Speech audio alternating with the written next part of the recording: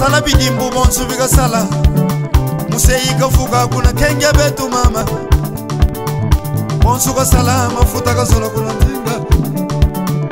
monsu ka sala mafuta ki solo kuna popu bie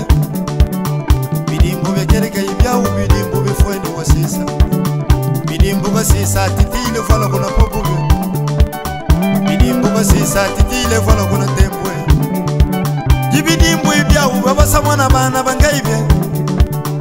sisa bidimbu ya sala bidimbu batu bokumwena mwana mama sisa bidimbu ya sisa bidimbu batu bokumwena mwana mama sisa bidimbu ya sala bidimbu batu bokusahila tambodele sisa bidimbu ya seleyo sisa bidimbu ekongule ngunga sisa bidimbu ya bienveni sisa bidimbu batu bokumwena sisa bidimbu ya akobase sisa bidimbu batu bokusahila sisa bidimbu ya akobase sala bidimbu batu bokumwena sisa bidimbu ya M16 sisa bidimbu tambodele sisa bidimbu ya Aita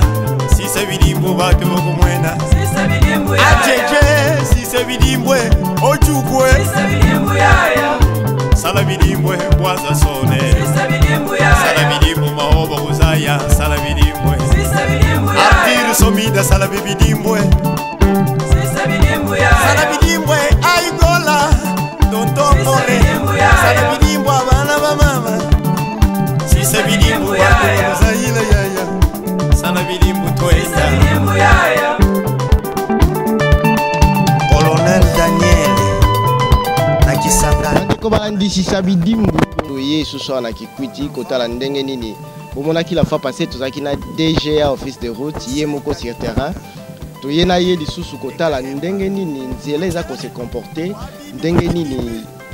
nzela ba makambo bota makeza lokola nzoto ya moto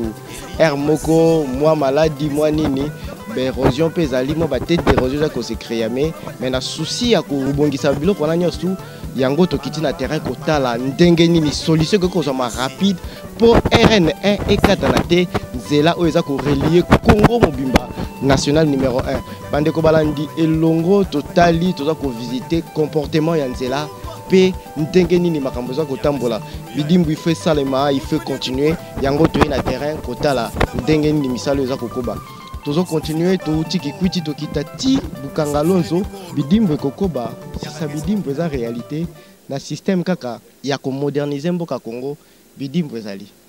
bidimbu bekereka ibyawu bidimbu bifweni wasisa bidimbu basisa titile fala kuna popu bidimbu basisa titile fala kuna tembwe bidimbu ibyawu babasa mwana bana bangaibye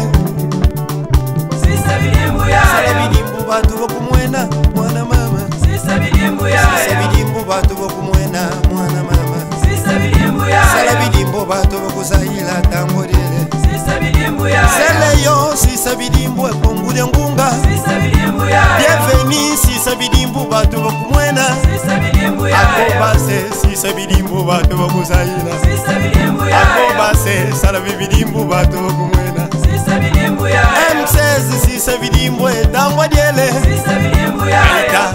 sisa bidimbu batu bokumwena sisa bidimbu ya ajeje sisa bidimbu ojukwe sisa bidimbu ya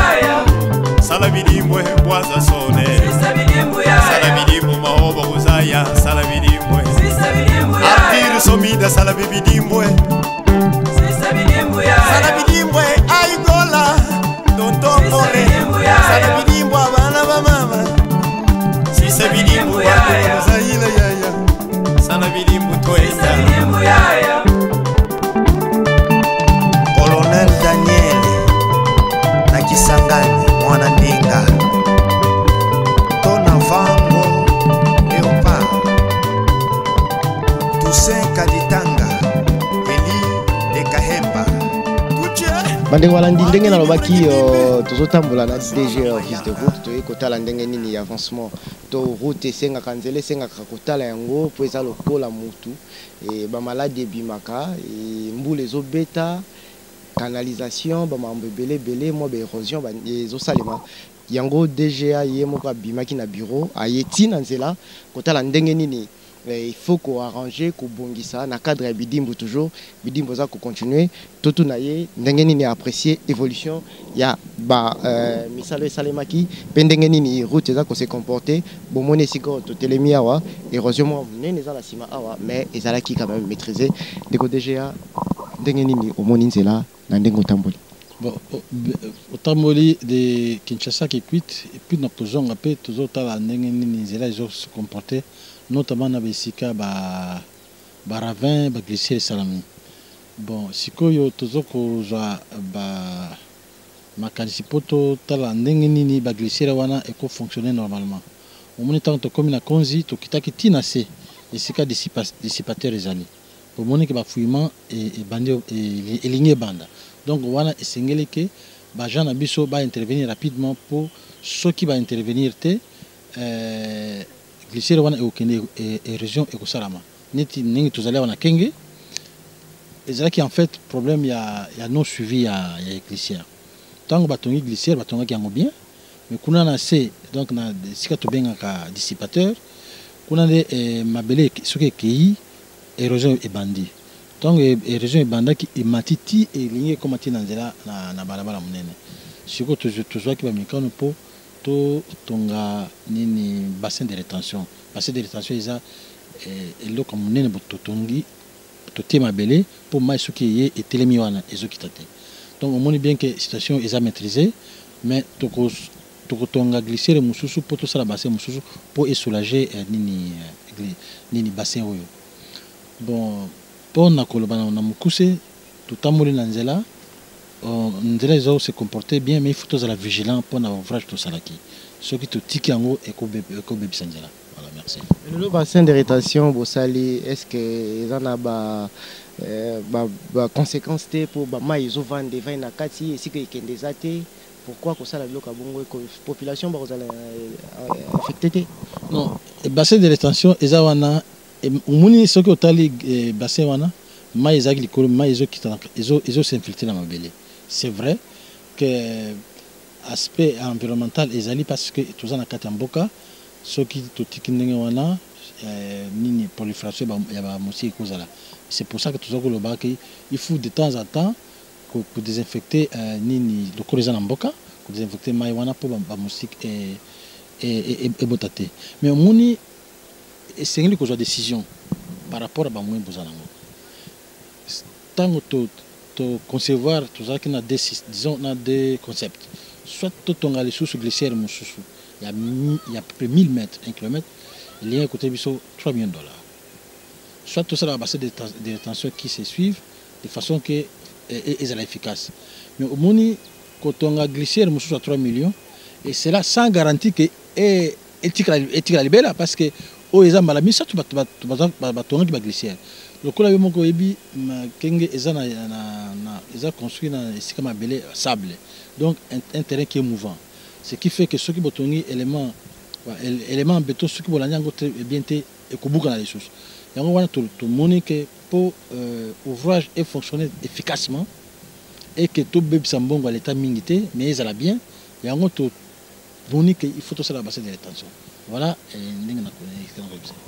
merci bandeko balandi toza kokoba ndenge totambulaki na toza kotambola na DGA totala